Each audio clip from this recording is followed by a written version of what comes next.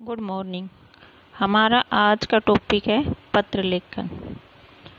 पत्र लेखन हिंदी जो हमारा पाठ्यक्रम है उसमें पत्र लेखन एक विषय होता है।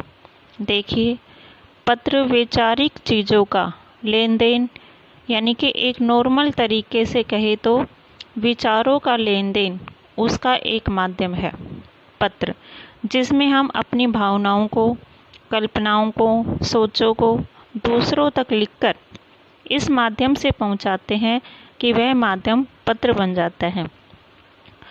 अब जो पत्र हम दफ्तर, कार्यालय, सरकारी वहाँ पर जो वैचारिक आदान प्रदान होता है वो पत्र का रूप होता है।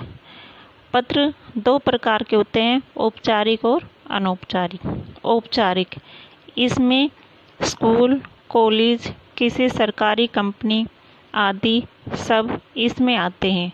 इसके कई विषय होते हैं, जैसे प्रार्थना पत्र, शिकायती पत्र, संपादकीय पत्र, आवेदन पत्र और व्यावसायिक पत्र।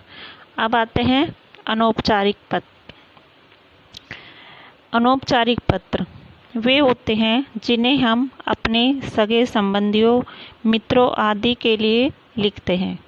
वे अनौपचारिक पत्र कहलाते हैं, जैसे बधाई पत्र, धन्यवाद पत्र, शुभकामना पत्र, निमंत्रण पत्र, संवेदना पत्र। अब हम औपचारिक पत्र में प्रार्थना पत्र क्या होता है इस पर विचार करेंगे। ये ऐसे पत्र होते हैं जो हम किसी स्कूल, कॉलेज के प्रधानाचार्य को किसी निवेदन हेतु प्रस्तुत करते हैं, तो ऐसे पत्र प्रार्थना पत्र कहलाते हैं। जैसे हमने प्रधानाचार्य से छुट्टी के लिए पत्र लिखना है तो उसे हम प्रार्थना पत्र कहेंगे।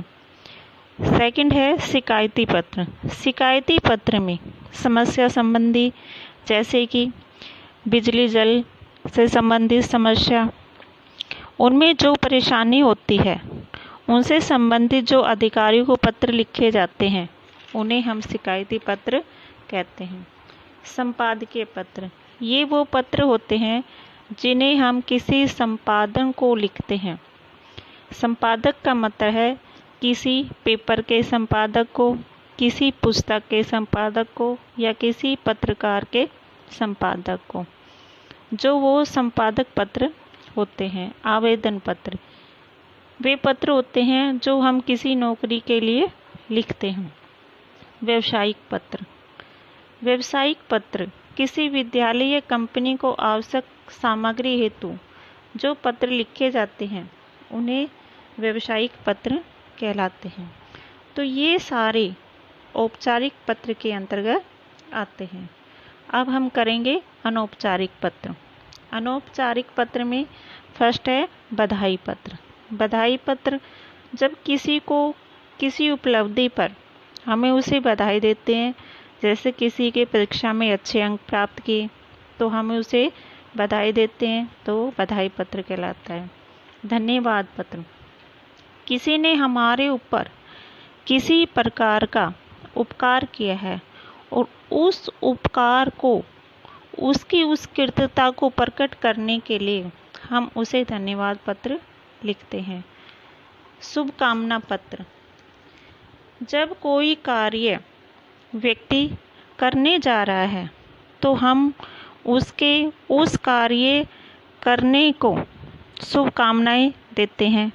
जैसे उसने कोई कार्य शुरू किया, कंपनी का कार्य शुरू किया या नव वर्ष का मांगलिक कार्यक्रम किया, तो उस समय हम उसे शुभकामनाएं पत्र देते हैं। निमंत्रण पत्र, निमंत्रण पत्र किसी की शादी के लिए, जन्मदिन के लिए या पूजा के लिए जब हम निमंत्रण करते हैं तो वह निमंत्रण पत्र कहलाते हैं।